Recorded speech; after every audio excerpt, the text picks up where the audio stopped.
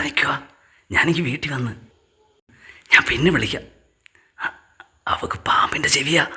അവൾ കേട്ടോണ്ടാണ് വന്നാൽ തീർന്ന്. ഞാൻ വിളിക്കാം.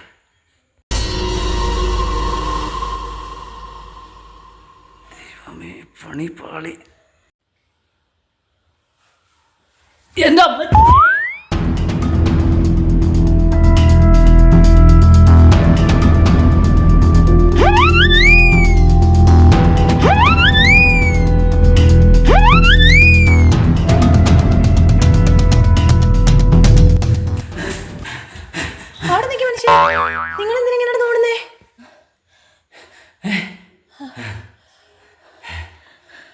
നിങ്ങളെന്തിനാ ഓടിയേ?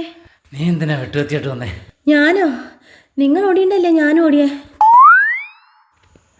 ഞാൻ പേടിച്ചു പോയല്ലോ.